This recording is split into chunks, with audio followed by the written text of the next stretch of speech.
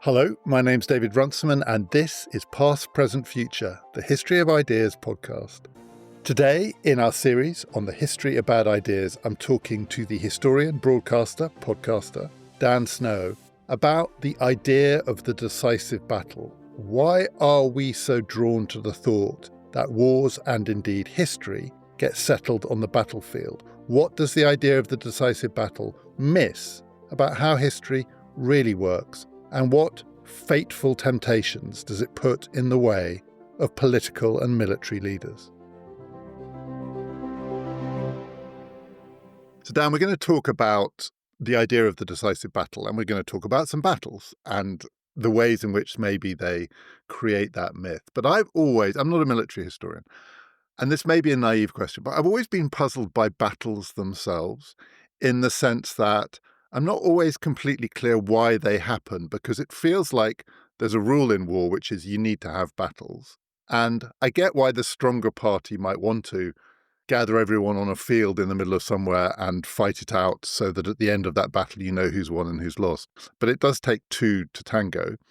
And I've never fully understood why it seems like a requirement of warfare, because there are commanders and wars in which people avoid battles, but it very much seems to be the exception. Can you just explain to me, this is my really naive opening question, why do battles happen? There's so much to unpack in your question. I mean, first of all, I think that's really a lot of that is in the way that we talk about war.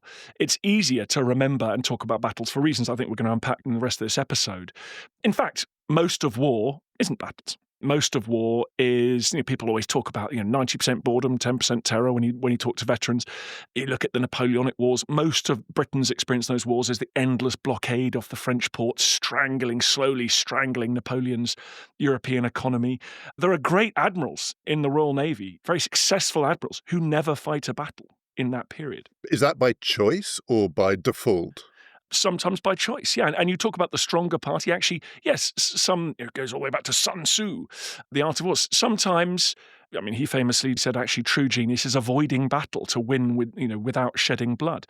And it can be you fight a battle when you are so dominant, you're convinced that you can just polish off the enemy. You can roll the iron dice. But actually, sometimes the weaker side seek battle. People seek battle for all sorts of reasons around ego, machismo, desperation, fear. And I think battles happen by accident. They can be an expression, as I say, of hopelessness, of desperation. They can be a sign of complacency. We know that they're very ancient. There's a fascinating archaeological project about 1300 BC in northern Germany, in the Tollenz Valley. We think we've got 4,000 people taking part in a battle. We've got about 1,000 humans that we think, 1,000 bone fragments from about 1,000 people that we think were killed there. Bronze arrowheads. It's one of those archaeological sites where you just go, yeah, I think we know what's going on here, lads. There's sort of bronze arrowheads sticking out of skulls. People were clubbed. They had been hit with flint. So we know, and there's a very lively debate around battle and war, organized violence in the sort of prehistoric period, and whether we are by nature violent or is it a result of the structures of kind of hierarchical settled societies. But so we know they go back a long way. The first battle, it's quite interesting to unpack Megiddo, the first battle that we know about a little bit. Tutmosis III erupts into the Levant, what is now Israel. He fights at about the 1450s BC, I think it is, around there. And it gives us it sets a bit of a pattern. So he's going there to achieve a strategic effect. Most of that effect is achieved by rapid marching, by not fighting battles, but by choosing the best route through the passes of the mountains, the unguarded pass. He ends up in the right place at the right time. The enemy are completely wrong-footed. Most of the enemy's forces are elsewhere, and he ends up fighting a battle, a very quick battle, outside the fortress, the city of Megiddo, which is where we get the word Armageddon from, amazingly. So amazing that sort of the final battle is also the first battle in a rather poetic sense. But what he's trying to do there is he's trying to create a political outcome. He's using force as part of that, and there is a battle as part of that. But the battle isn't hugely important. In fact, we probably will talk about this as well. The siege that follows the battle, the sort of people of Megiddo kind of burst out, try and almost shock. And we don't know why they give battle. It could be honor. It could be it's a sense that that is what one does. You give battle, but they're scattered, and then there's a longer siege, and often sieges are probably more important in terms of achieving political effect. They actually can be more important than battle. But I sometimes think as well, there's a basic impulsion. When Moses is marching into that area, he goes with a big group of young men to keep himself safe and to allow him to use violence when he gets there. You want to keep that big group of young men under your personal command, because otherwise they'll go off and do things you don't want them to do. So you gather in a mass. And then when you've got a huge, big mass of young men, there is an impulsion to violence. There's a kind of lunar pull. So sometimes a lot of times generals, ultimate commanders, don't want to give battle, but their subordinates end up dragging them into a battle because they're all lunatic kids who've been brought up on valorous tales of war and on winning honor on the battlefield. And there's a desirability of violence in some of those cases. And, Moshe Dayan, famous Israeli, and I know of nothing more exciting than war. And I think sometimes battles, you actually lose control and battles just happen.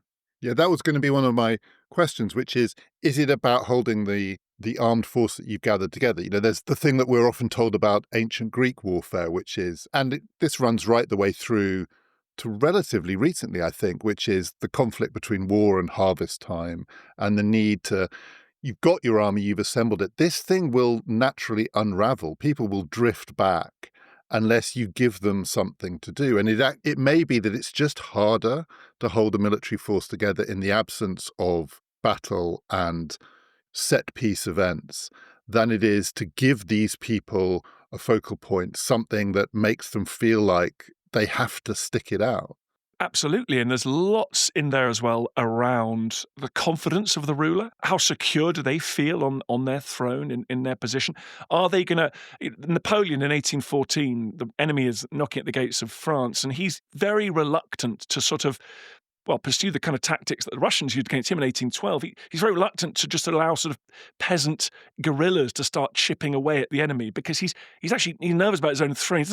He wants to sort of keep the monopoly of force really to himself, and people are nervous about suddenly pretenders emerging, rather dynamic guerrilla commanders who people are nervous about the sort of social structure, and sometimes about honour and hierarchy as well. I mean, Bonnie Prince Charlie, 1746, the Jacobite uprising. He's absolutely been pushed back to the Highlands of Scotland. He only now occupies effectively Inverness.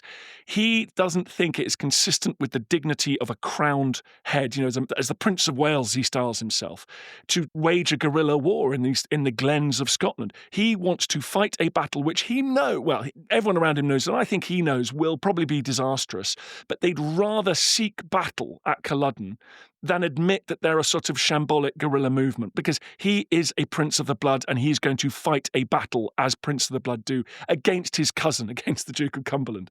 And so that's an example. And, you get that as well. You get Tsar Alexander at Austerlitz. It's about his ego. It's about his dignity. I want to fight Napoleon in the field.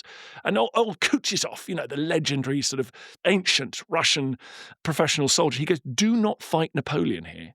Retreat. And young Alexander goes, no, we're all dressed up. We want to go to the ball here. So there are all sorts of reasons why people find themselves compelled to give battle. So we're going to talk about whether these battles do actually decide the wars in which they take part. But I've got one more question about how we frame it. And you touched on this earlier. So, we're all dressed up. We want to go to the ball. I think we understand what the ball is in that case. This is a meeting of forces in a particular place. It takes place over a number of days, or in many earlier battles, just over a single day. And at the end of it, it might be a draw, but usually there's a clear victor. And those are the battles that we sort of hanker towards when we're looking for decisive battles. But at the same time, we increasingly call things battles, and you touched on this earlier, that don't fit that template at all. So I just want to give you a few examples, and it's more prevalent the nearer you get to the present. But two great 20th century battles. They're called battles. If you look them up in Wikipedia, they are described as battles. The Battle of the Somme, the Battle of Stalingrad. These aren't battles. Yes, exactly. Anyone with a time machine, Hannibal with a time machine, would go, that's a war within a war. It's a campaign. Look, the Battle of the Atlantic goes from the first day of the Second World War to the last day of the Second World War. The Battle of Britain is fought all summer. There's many battles within it as Spitfires and Hurricanes are trying to pick off German bomber fleets as they're coming across southern England and elsewhere.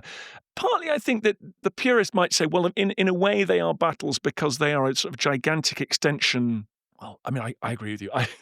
If you look at the Battle of Britain or the Battle of Atlantic, there's a sort of ongoing struggle which is now not corralled by time and space. They have a similar character. The Battle of the Somme, you are attempting again and again to smash through entrenched German lines. But within the Somme, there are a number of little battles, and indeed, they have their own. There was a battle naming committee after the First World War, bizarrely, and they have got all their separate names, like the Battle of Fleur-Courcelette, the Battle of Ancre, within the Battle of the Somme. I think sometimes they're just called. I mean, why are they called battles? Because I think the word battle conveys a sort of drama. I think some of this is about sort of, dare I say, sort of virality, about the way that we like to think and talk about them. And it does reflect, doesn't it, the fact that total war, all in gigantic modern industrial war, battles, day-long clashes are so now, they're not irrelevant, but they don't have the importance of the Battle of Cannae or the Battle of Hastings, which were all over in a few hours or in the space of a day. And I think there's a desire for humans to encapsulate, to be able to somehow shrink them, to understand them, to engage with them, to talk about them in the same terms that our ancestors talked about battle. And so that's why, the Battle of Verdun, I mean, it's a war. It's a monumental conflict, but it happens to take place just around this one city over the course of 1916. And I found myself thinking, so I couldn't name a battle in the Russia-Ukraine war. So I looked it up and I thought maybe this is my ignorance. I wouldn't want to take a test on the place names around which this conflict is taking place. There are villages, there are towns in which there have been little sieges, there have been contests to take the village and then the village is taken back. The forces have been aligned. And I looked it up again. You just see how people describe it. There are long lists of the battles in that war. Long lists, not quite hundreds, but tens of battles within the Russia-Ukraine war. But as I found myself reading about them, I found myself thinking, these sound like terrible events, extremely violent forms of conflict. Very few of them, if any of them, conform to my idea of a battle. A lot of them are sieges. A lot of them are attempts to occupy particular places, but they aren't forces lined up in the way that we might think. It's not that easy to describe the battlefield. I don't know if we need a battlefield for a battle, but it's not easy to describe the battlefield. And yet it does feel like when you look, there is this hankering. If we're going to make sense of this war, if it's not just going to be mindless attrition, it's like we need battles as a kind of anchor to understand what's going on. Do you think the Russia-Ukraine war has battles in it?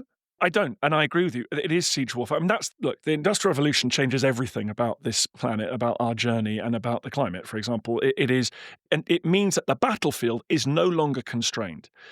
So what is going on the Western Front, which blew people's minds, but indeed, had they paid attention, what goes on in the north of Virginia in the American Civil War, what goes on outside Sebastopol in the Crimean War, in the 19th century, what goes on is that you turn the whole of northern France into one gigantic siege, which is roughly speaking what's going on in the eastern Ukraine today. So I don't, but as you say, our desire for there to be battles, for there to be things that we can understand, to go somebody's won and lost, what's happening, that is, I think, a very human response and a response of people that have been brought up to think about battles, and indeed, as we're going to talk about in the rest of this podcast, to overweight battles, to give them undue weight and relevance when we talk about war. War has probably always been a matter of, the great substructural forces at play, or the ability to mobilize economies. But we want, for reasons we'll discuss, to remember battles. They're easy. You can hang your hat on a battle. And more importantly, probably, you can sell a book about a battle. You can make a political speech on the day, 200 years after a battle. You can motivate young people by describing the Battle of Cannae if you're a Roman in the centuries that follow. You can't, and many of our colleagues have tried, David, when you write about the fiscal military state of the 18th century, it's important work, but it just obviously doesn't, people aren't making documentaries, sadly, about those things. So I think for all sorts of reasons, we seek battle. Now, the Ukraine is a great example of the decisive battle fallacy, which we can come to. But what Putin does is tries to fight a decisive battle in the first 48 hours of his invasion of Ukraine, basically tries to take Kiev. That, you could argue, is the battle for Kiev. And it goes disastrously wrong in the way that the Schlieffen Plan goes wrong in 1914, in the way that Hitler's invasion of Russia goes disastrously wrong, because you think, look, I don't want to fight a long war here. So what I'm going to do is I'm going to seek battle. I'm going to march aggressively, find the enemy's center of gravity, its mass, and destroy it. In this case, Zelensky, Kiev, the sort of administrative heart of the Ukrainian state. That goes disastrously wrong. And what happens, just like the Germans in World War I and World War II, and we can talk about this German way of war, which is ironically what Putin was doing, is it then gets bogged down in this mind-blowing nightmare of attritional siege, of total mobilization.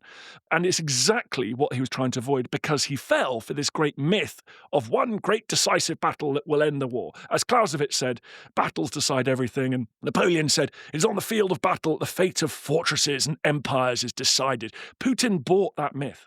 And it goes back to where I started, which is, had the Ukrainians also bought that myth and, as it were, marched out of Kiev to face the enemy, we would be in a different world. But the logic of this seems to be that for one side, at least, avoiding battle makes a lot more sense than engaging in battle, which is why battles still, for me, are a little mysterious because it takes the two sides to sign up to it. I want to ask you one more thing before we get on to the decisive battle idea itself.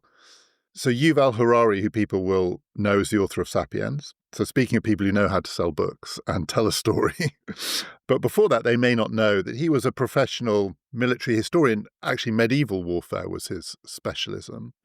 And he wrote a very interesting academic article called The Concept of the Decisive Battle in World History, in which he's pretty skeptical, but he tries to understand, for some of the reasons we're going to talk about, why it still has a grip, why people look for it, even though in many ways it's mythical. One of the questions he asks is, when you take a step back, and you've already talked about this, it's the siege, not the battle, that is probably the decisive event. That actually, if we're looking for the pivots tend to be, and sieges can be extremely drawn out.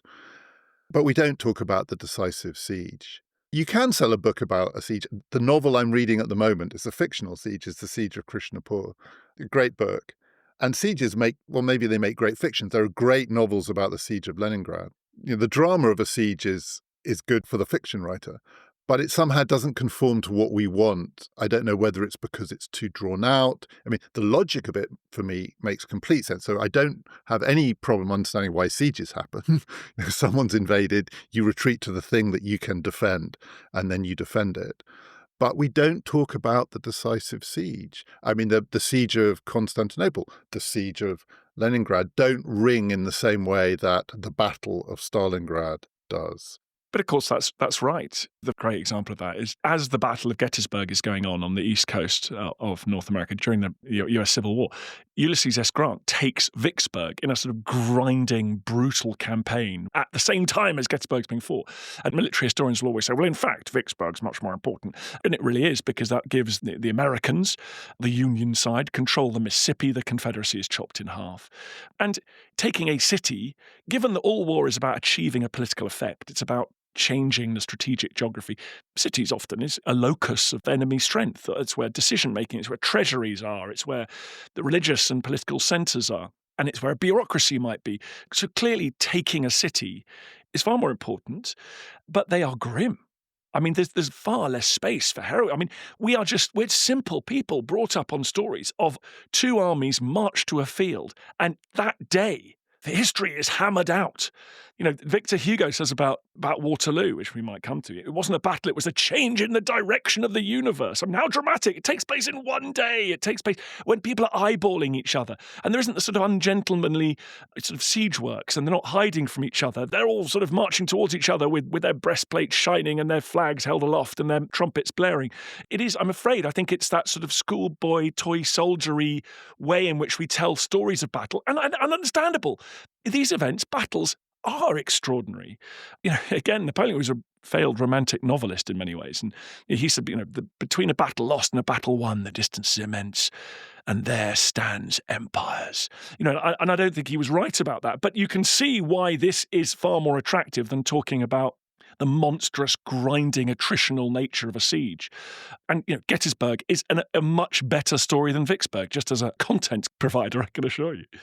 And so the American Civil War and the English Civil War, I think they're good examples of the way in which we hanker for this, because you do often hear the complaint that they didn't really have a decisive battle in them. So Gettysburg is celebrated for lots of reasons, including it produced the greatest piece of modern political oratory. So there you go. There's an outcome not worth fighting the battle for, but which cements it in history.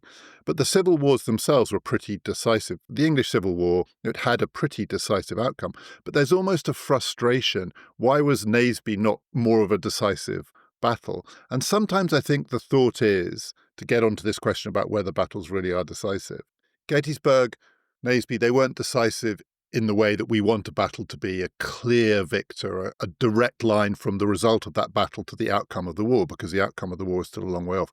But there's a thought in the back of people's minds, even if the battle didn't have a decisive outcome, had it gone the other way, that could have changed everything. So the thought was, had the Union forces decisively lost at Gettysburg, had Charles and the Royalists decisively won at Naseby. And so sometimes I think the thought behind the decisive battle is not necessarily that the battle settled the war, but there's almost a counterfactual hovering in people's minds, which maybe is part of the myth, which is that we can imagine an outcome of this battle, not the one that happened, which would have changed everything. Had the Confederate side won the Battle of Gettysburg, we would be living in a different world. Do you think there's something to that? Yes, definitely. It's exciting and it's naughty to think about counterfactuals, and battles provide us the very obvious moments of counterfactual stimulation because we can get our heads around them. Someone lost and someone won.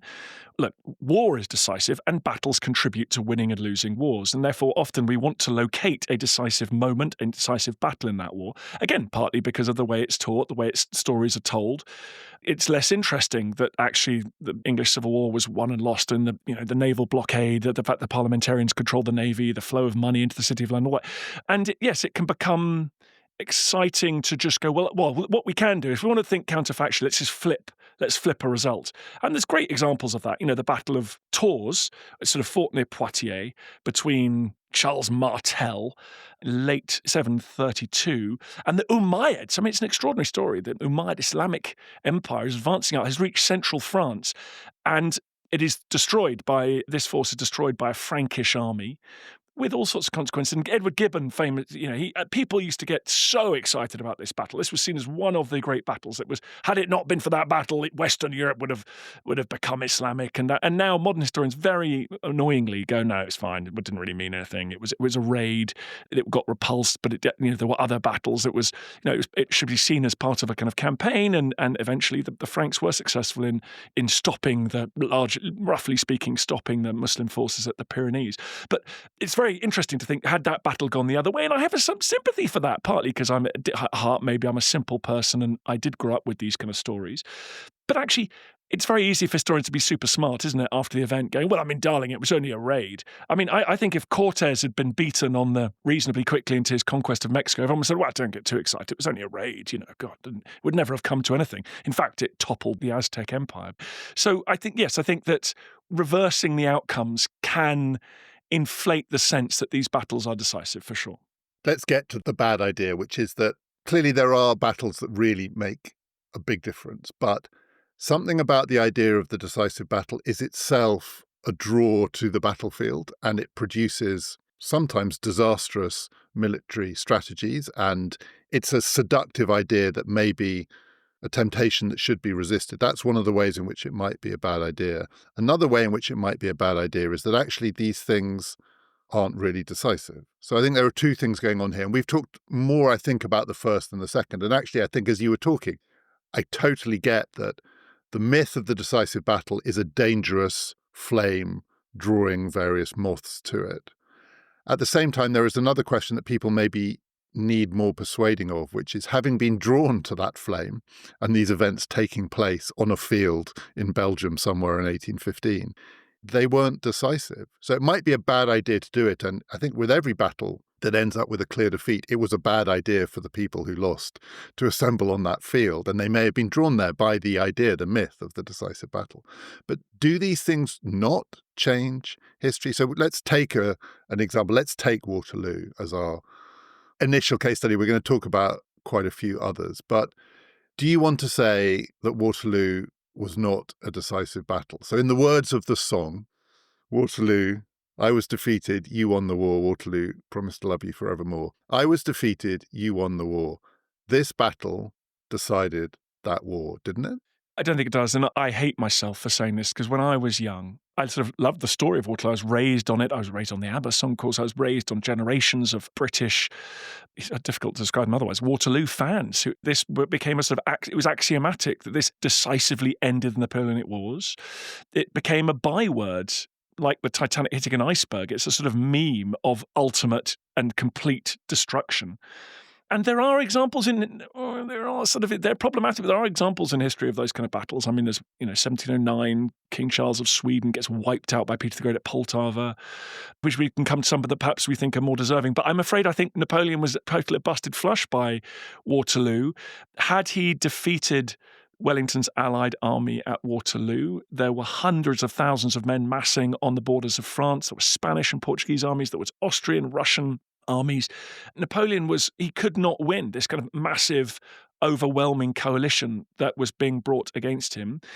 And the reason he seeks battle at Waterloo is because, first of all, because he's an endemic battle seeker. He's an endemic gambler. Is the underdog, and he thinks, well, one more battle might do it. This is the horror of the decisive battle. Maybe if and this is what Hitler finds himself doing in Russia in 1941 and 42.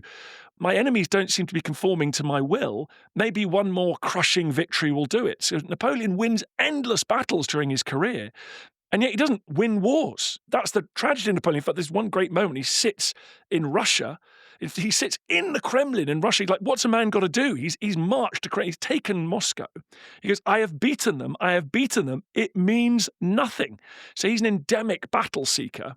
And he goes and seeks one. He thinks, I need to strike hard. It's like I'm rarely in street fights, David, but I'm told that if you're surrounded by a group of guys. What you've got to do is just incredibly aggressively punch the biggest one hard in the face straight away, and the other ones might be put off. And so he goes for Wellington's jugular. He tries to strike the British incredibly hard, surprise march, but unfortunately it narrowly fails, and he's crushed between the anvil and the hammer of Wellington and Blucher in Waterloo. He was done. There was no chance he could have stood up to the enormous coalition of forces that was invading France at that time. Would that coalition of forces have to, at some point, have defeated him on the battlefield? So as you described that, it was a close-run thing, and Napoleon could have won that battle. He sought the battle because he thought, I need to try and punch the biggest guy in the face, in the hope that the others take fright and run away. There was no need for Wellington, was there, to play him at his game? So yes, in the end, it worked out, but as Wellington said, it was a damn close-run thing. Napoleon was done, as you say. This was not going to end well for him, except just conceivably if he won that battle. And even then, it probably wasn't going to end well for him, but that was his Hail Mary shot. Were both sides falling for the myth of the decisive battle? Was Wellington also in the grip of that idea? Could he have avoided that battle? I mean, that's the really deflationary idea, the thought that Napoleon wanted the Battle of Waterloo. We gave it to him. We won. Good. So now we can celebrate it and name railway stations after it. But we might have lost it. Maybe we didn't need to fight it at all.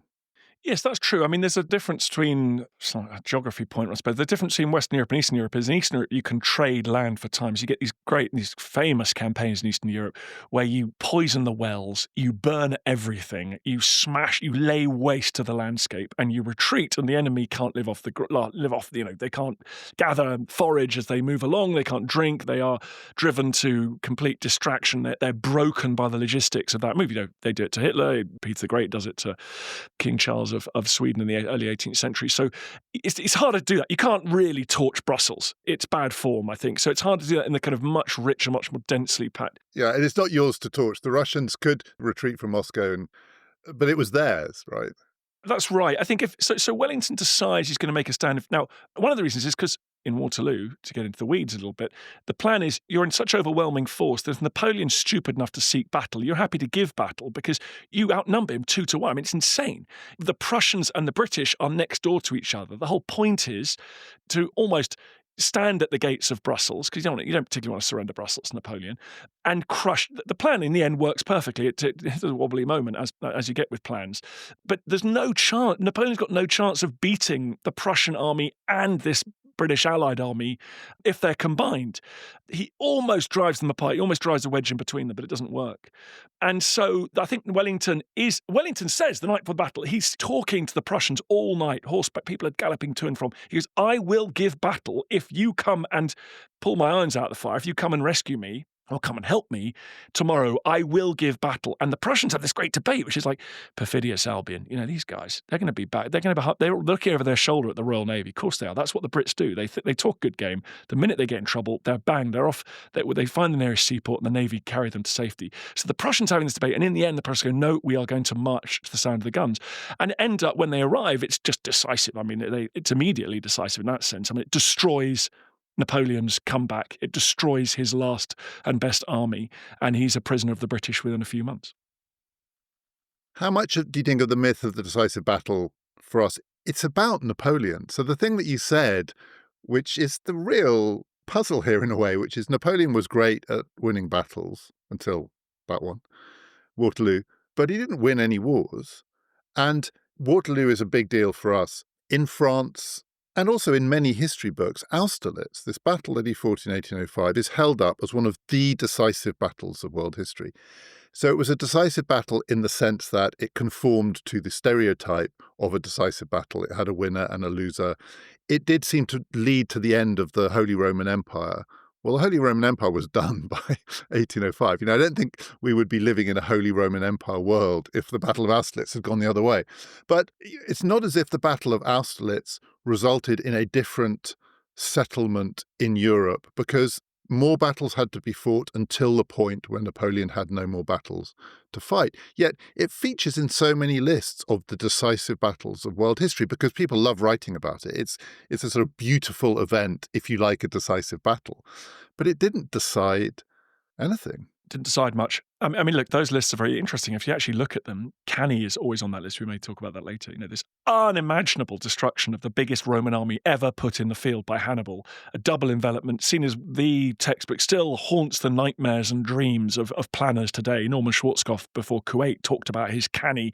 And yet, what happens after Cannae? Hannibal eventually loses the Second Punic War. What happens after Austerlitz? Again, always on the list. Trash it. Napoleon writes, I've defeated, he writes Joseph, I've defeated an army commanded by 2 emperors. I am tired. He's just thrilled about this battle. He annihilates this Austro-Russian army. And that's 1805. The war rumbles on. The night before Austerlitz, Napoleon issues an order. He goes, one sharp blow and the war is over. Well, he couldn't have been more wrong. He didn't understand. He was very good at winning battles. He's very good at destroying armies in front of him. He was very bad at the political effect of that. What do I want to achieve after winning that battle? But no, it's extraordinary, Austerlitz. I mean, it always held up as this great decisive victory. Napoleon loses that war, and he loses it very dramatically. But then Austerlitz is also a challenge for us because we think there are 2 decisive wars in the Napoleonic Wars, Trafalgar and Waterloo. But Trafalgar was 6 weeks before Austerlitz, I think I'm right. And so even that one is quite hard to square. So the Battle of Trafalgar, for many British people, just the definitive example of a decisive naval battle. And it was a decisive naval battle. But 6 weeks later, according to the history books, Napoleon won one of the decisive battles in world history, which suggests to me that neither of these 2 battles were decisive. Now, David, this is the bit that I'm going to get in trouble. I yield to no one in my love and fascination of the Battle of Trafalgar and of Nelson. But I have to say, it was not particularly, I don't think, a decisive battle, and contributes to this decisive battle myth that is problematic. Napoleon was not about to invade England, southern England, in October 1805. Indeed, as you rightly point out, he was in Central Europe. He was preparing for his world-changing battle. Yeah, he was on the way. He was miles away from the Channel coast. Now, there was sort of strangely, a moment in the summer of 1805, much less glamorous, a sort of confused little skirmish off the north coast of Spain, in which a small British squadron sort of fights an indecisive little skirmish with this Franco-Spanish fleet, and they turn around and go back to Cadiz as a result. So it's always an inconvenient point for the Trafalgar stand. Trafalgar's an extraordinary battle. The French admiral was told Napoleon was so angry, he just go into the Mediterranean and go and get involved. He wanted a sort of diversionary attack on some Italian, as part of his big Austerlitz plan, go and do a diversionary attack in the Mediterranean. I mean, the French and Spanish navies sail out and present themselves for destruction at the Battle of Trafalgar. It's a very weird battle. They take a bunch of untrained crews out to fight the greatest maritime force in the history of the world. They knew it was going to be an absolute catastrophe. They do it anyway for reasons around, I think sometimes the pessimistic commanders actually just seek battle because They don't know what else to do, and they think honor dictates it. Villeneuve, the French commander, believed that he was about to be superseded. He was about to be sort of fired, basically ignominious. So he goes, I'm fine. We're just going to go out. We're going to sail out there and see if something happens. But actually, all Trafalgar does is it does, look, the French lose a lot of ships, but those are replaceable. Napoleon does actually rebuild his battle fleet. All it does is simply confirm what everyone knows already, which is the French and Spanish cannot really leave port. But that's been established in the 1790s and in the early, the years before Trafalgar. It does not change anything, Trafalgar. It confirms things. And indeed, had the Brits lost the Battle of Trafalgar, there were still other fleets that Britain had to protect itself from invasion. So it's a tactically decisive battle. It's astonishingly one-sided annihilation of an enemy fleet. But actually, it doesn't change the strategic picture, I would argue, and I'm going to get hate mail for that. Have you seen the new Mission Impossible film? I sat through it the other day with my kids, yeah. Yeah. So I was really, there it is. It's the decisive battle for humanity between Tom Cruise and the entity, an AI that is going to destroy all of us. And I don't fully understand, apart from the fact, presumably, that he films a lot of it here. Tom Cruise seems to have a real deep love for England. But it begins and ends in Trafalgar Square with Nelson. And Nelson so this is an international symbol. Nelson is there as the symbol of sort of what it takes to fight the decisive battle for humanity. So I would understand maybe if it was a British film, but it's not. It's an American film. But Nelson seems to have a kind of transcendent symbolic appeal in terms of cosmic battling. Yes, but that's exactly the point. It's easy to embody. Nelson he embodies what was actually a very complicated and sophisticated multi-generational maritime project. Like Nelson, not unlike Alexander the Great, simply picks up a tool that has been forged over generations and uses it incredibly effectively and in a brilliant and charismatic way, and is a huge self-promoter as well. He's very brilliant. And then dies in an absolutely brilliant way. Dies in a brilliant way and leaves a very pretty corpse, right? So he doesn't get involved in sort of, reactionary politics like Wellington after Waterloo. But it's easier for us to stick Nelson on a book, stick Nelson on a column, than it is to talk about the ability of the British 18th century government to borrow at low rates of interest and forge this astonishing maritime tool. It's easier to talk about Nelson, it's easier to talk about heroics and brilliance and personal valour than it is to talk about the slow and fascinating, or reasonably quick, improvements in British carronades, in British firing mechanisms, in copper bottoming these British ships, in Isambard Kingdom Brunel's dad mechanising the production of blocks and tackle for these British ships, the production line, the industrialisation of this Royal Navy. All of those things are fascinating and hugely important. But what do? I just stick Nelson in the middle of the square, lads. And also, politicians themselves are egotists. They do that because they can get to cut the ribbon. They go, I am going to put Nelson on a column. I am going to name this. Stalin names these great offensives Bagration, after these Tsarist generals. Why? Because the cult of individuality, well, it suits me in the present as well. I rather like that. I rather like to emphasize individual brilliance because I suspect I might be individually brilliant as well. So the idea of the decisive battle, if it is essentially a myth, and for those reasons it's maybe a mistake for historians to fixate on it, and we could try and say that the public should have a more sophisticated view of these things. I don't think that's a battle that we want to fight. But there is another side to this argument, which is the thing that you talked about earlier. It's very bad as an idea, as a template for people fighting wars. And actually, not only maybe have historians misunderstood just how little decision happens on the battlefield, but it leads commanders, politicians in directions right up to Putin, which are catastrophic. That there is something about this myth which is really poisonous for the way in which people think about what can and should be achieved in conflict. It's incredibly dangerous because if you are raised on the idea that you can roll the iron dice, you can stake it all, you take this terrible gamble, and actually, you might smash the enemy so badly in a short, sharp, blitzkrieg-like war that they have to conform to your wishes. They have to make peace. You gain. If you believe that, then you're more willing to make that gamble. Now, we are talking before Donald Trump's ordering American personnel out of the Middle East. There's a sense that perhaps there's a strike on Iran coming. Now, I suspect in Israeli planning circles, there's an idea, look, if we hit them so hard and effectively right on day one, we might just win this in day one. What we don't want is obviously a multi-year war against Iran, a grinding attritional struggle against Iran. So the glamorization of this idea The Germans have got a great word, obviously, Vernichtungsschlacht, which is the German way of making war. Germany, Prussia in particular, in the 19th century, it's small, it's discontiguous, if that's the word. It's in different bits, not even joined up. You've got Russia on one flank, you've got France on the other, you've got Austria beneath you. It's a nightmare for German planners. So what they do is go, but we want to be a great power. We can't be a great power if we fight a generational fight against these people. We know that's not going to work. What we can do is just beat them so badly straight away that we might just win. And the big problem for the whole of humanity, the poisoned pill of the 19th century, is that the Prussians pull it off. They do exactly that. They use new technology, they use rifles, and they use critically railways to annihilate the Austrians. In 1866, they beat the Danes first, then they beat the Austrians. And then they turn on the French. And again, they use railways. And they defeat the French. They encircle the French army. They capture the French Emperor Louis Napoleon, the nephew of Napoleon, who himself, by the way, had been promising a decisive battle to beat the Prussians. He marches out of Paris, waving crowds. He says, I promise you another Jena, which is great French victory over the Prussians in the Napoleon Wars.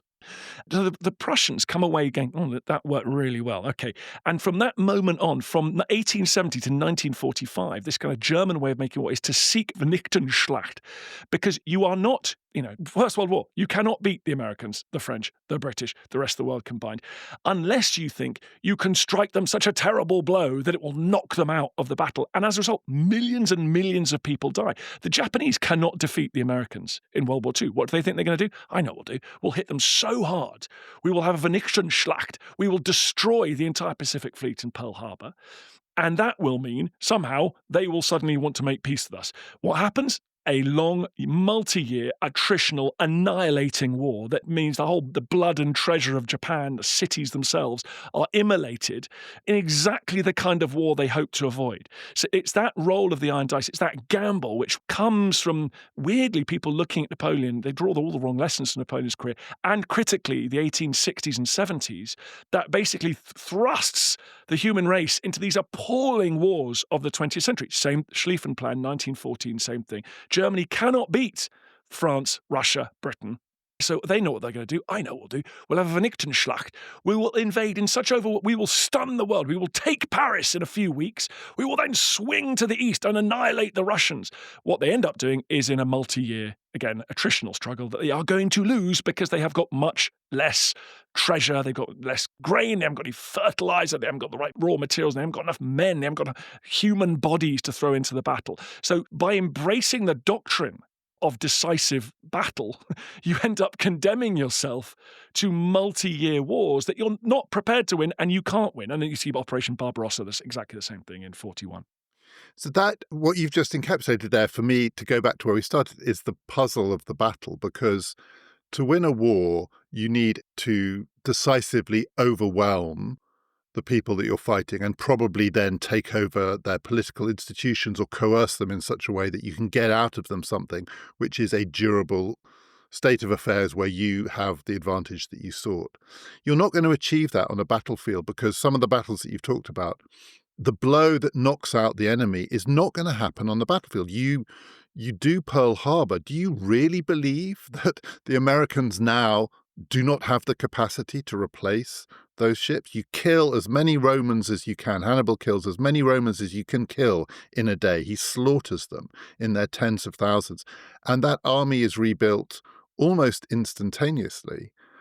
And it's the weirdness of the battle, which is the victory looks very thin, because even if you have killed, I mean, it all sounds brutal, this, so apologies to listeners who don't like people talking about human death and destruction in this way, but even if you have killed hundreds of thousands of people, it is very unlikely that that will decisively disable the people you're fighting against. A siege, a blockade, starvation, laying waste, capturing their political institutions, persuading people to switch sides. I get all of that. But I think I'm with you that there's something just very weird about the thought that, and it didn't happen for the Prussians, right? It wasn't like they won that because of these battles. It's because they did the whole package. But the sort of thought that we can't win any other way except to destroy all of their ships at Pearl Harbor. Who believes you're going to win that way? Well, unfortunately, the people that believe in win are the people in charge of us all, David. The mad men, then it nearly always is men, who bizarrely, we submit to. We, the people, allow our sons to be sent into the maw of battle, and we have done for thousands of years. And it's extraordinary. I think part of this must be that, Yamamoto, who plans the Pearl Harbor operation, he knows that Japan can't win a war. It's all just a series of fallacies, a trickle, a cascading nightmare of bad decision making. Something takes hold of your government. You think we're going to end up fighting America in some way, shape, or form. If we assume that to be the case, just as the Germans believe war is inevitable in 1914, if you believe that, well, crikey, let's have it now when we think we might be able to win. So Yamamoto thinks, look, we can't win a war against America. The only way we could conceivably win a war is hit them as hard as we can and hope something breaks. And that's what Hitler does in Barbarossa in 1941. He's convinced that war is inevitable against the Soviet Union, absolutely convinced. He knows the Soviet Union is rearming. Stalin's rehabilitating all these officers from the Great Purge. They're building better tanks. He thinks, right, what I'm going to do, and they don't have a plan for a long war, famously, no winter coats, all that kind of thing. The idea is let's punch the big guys so hard and see what happens. And famously, Hitler even said, we'll kick down the door and the whole rotten structure will come down. And I think the problem is that planners also think of themselves as one of the great men of history. So I think this is about the kind of individual psychology of the people making these decisions. So you think there are some examples. For example, Charles invading Russia in the early 18th century. Peter the Great fights him. There is a decisive victory, does pretty much with health warnings, it pretty much establishes kind of Russian dominance over the Baltic and Greek swathes of Eastern Europe, and Swedish power is just kind of annihilated on that field on that day. So you allow yourself, you drink the Kool-Aid, you allow yourself to think. But particularly in the modern world, it's crazy because now, in a Greek city-state, you march out with your entire manhood of the city. You are annihilated on the field of battle. Well, that can be quite decisive. But in a modern world, as you see, even in the ancient world, the Romans had such an ability they had a levee en masse. They just had massive conscription after the defeat at Cannae. They could bounce back. The Soviets in 1941, they suffered the greatest defeat in the history of the world. The encirclement battles around Kiev, for example, hundreds of thousands of troops are killed and go into German captivity. By any reckoning, they are the most astonishingly decisive, tactically decisive battles in history. But the Soviet states got the ability, because of our modern industrialized states, our ability to conscript, to reach into the house of everybody in this country, to stick them on a railway, give them a rifle produced in a factory and to send them to the front. Decisive battles are now very rare in that world because of the astonishing ability of these modern states to wage gigantic war. So let's apply this to the Russia-Ukraine war. So as you say, it seems like Putin is a good example of what you've just been describing, a political leader who's fallen for the myth of the decisive knockout blow, which he didn't achieve.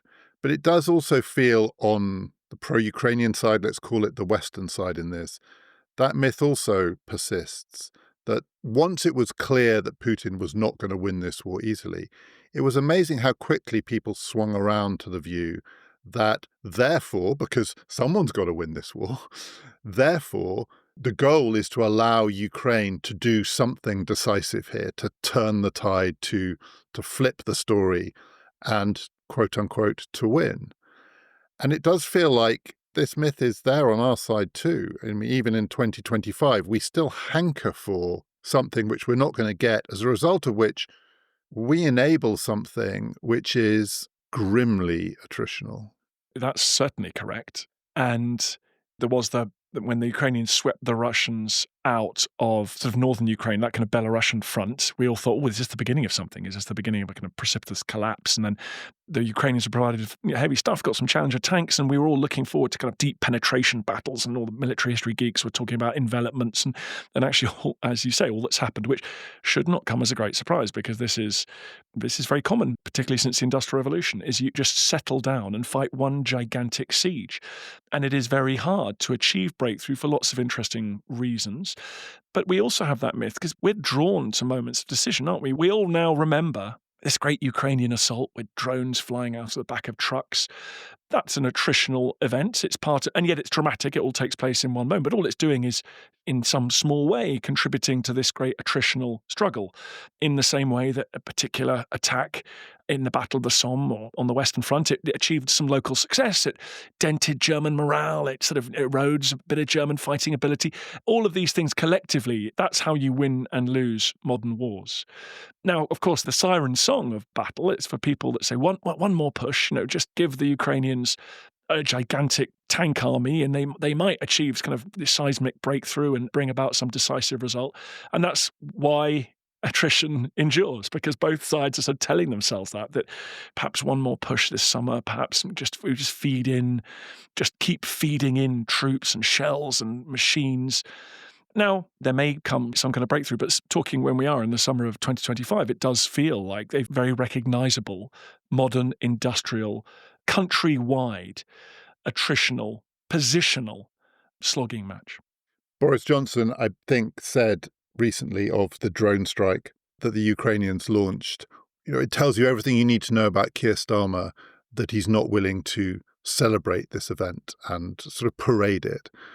Well, no, it tells you everything you need to know about Boris Johnson, that he would say such a thing. It's just the height of irresponsibility. Whatever outcome you want, and what we want is not what we get.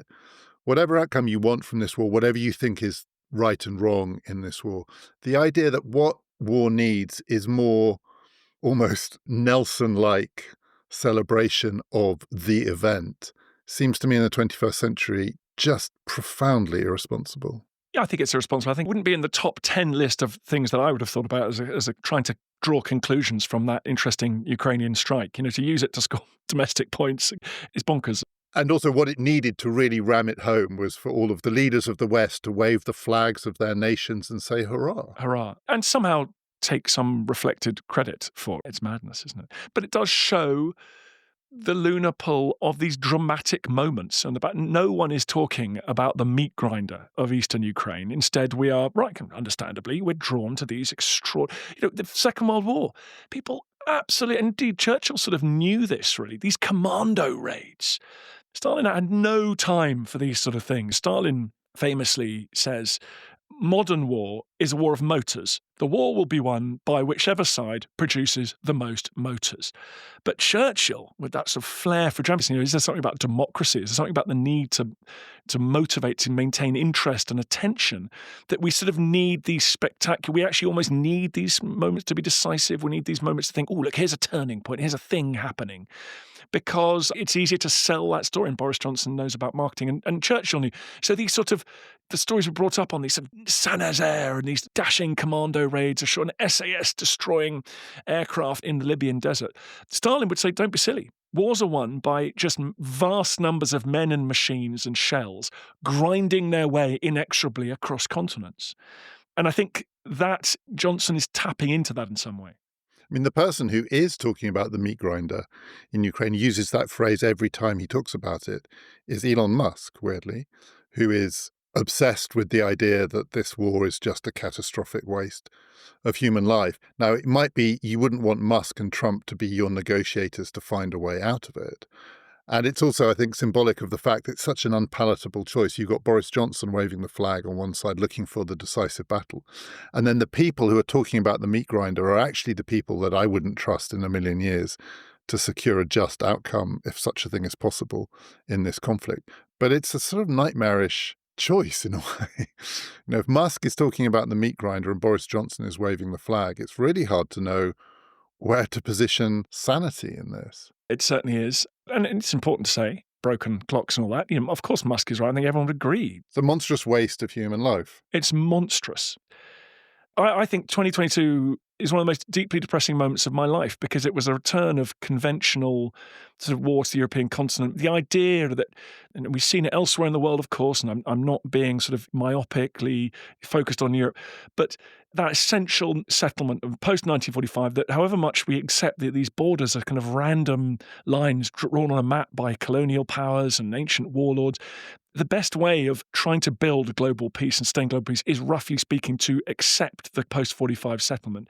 And the idea that you can mass an army on a frontier and, the peace treaty, you might swap land for peace. This is the language of the 19th century, that the whole conceit, quite apart from the fighting itself, which is monstrous, the conceit is deeply, deeply disturbing and depressing, and implies that we do face potentially another century of monstrous warfare, this time armed with nuclear weapons. I mean, I couldn't bear the fact that we've reverted to a world of open, blatant interstate warfare, which is about just stealing enemy territory. It's astonishing. And now we're locked in what looks like this now looks and feels like a very conventional kind of like 19th century, early 20th century slogging match. And it will be fought until one side somehow breaks. And it's a war of attrition. It's a war of technology. It's a war of who's got the deepest pockets and the resilience. I'm sure people listening to this will have been thinking, okay, this is all very well and good, but what about the Battle of Hastings? I have views on Hastings, folks. Here we go.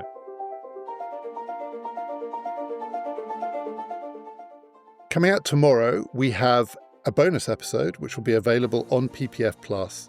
It's a further conversation with Dan Snow, in which I put to him a series of historical battles and ask him why they fail the test of being decisive, from Yarmouk in 633 to the Battle of Stalingrad in 1943, via Hastings, Agincourt, Trafalgar, and plenty of others. To get that episode, just subscribe to PPF Plus by clicking on the link in the show description, going to our website, ppfideas.com. Here's a clip. But it's a much easier story to tell. And then within the election, then people want to know, well, how was the election won? And then they want to find the event, the gaffe, the thing that happened in the campaign. The election campaigns very, very rarely change anything. And yet we hold them up as, a good campaign leads to an election result which changes history. It does feel that's analogous to what we've been talking about here, which is just the pull of the event, then within the event, the pull of the decisive moment, in a story which is harder to sell but much more plausible when you describe forces at work, of which this event was just one more manifestation. Yes, Michael Howard, the great military historian, called battle history a kind of historical pornography. I mean, I wouldn't say electoral history was the same, except for the really geeky types. But there is something about elections where people look for certainly the moment. They love the moment in an election where someone just blew it. And there are no such moments. Gordon Brown saying to that woman, bigoted. Yeah, or the D-Day refusenik of Rishi Sunak in the last election. The D-Day what cost him the election. Well, of course, that's not true. Or in the 45 case, the example is Churchill's Gestapo speech, which is very, very symbolic and redolent of a whole set of things that were going on, including the influence of Hayek on the Conservative Party. But it didn't affect the result of the election. There's that wonderful poem, or whatever it is, about for want of a nail, the horse didn't have its shoe. And it is deeply romantic and extraordinary to think that our present is the result of the butterfly effect, the butterfly with its wings that causes a typhoon. The idea that somebody didn't show up at Yarmouk and as a result couldn't provide that kind of rallying force that might have snatched victory from defeat. But again, this goes back to the way that we tell stories. To get that, click on the link, go to our website, sign up to PPF Plus. All of our bonus episodes for the past year and more will be there waiting for you. Next time in our regular slot, the next bad idea that we're going to be talking about is charisma. Do join us for that. This has been Past, Present, Future.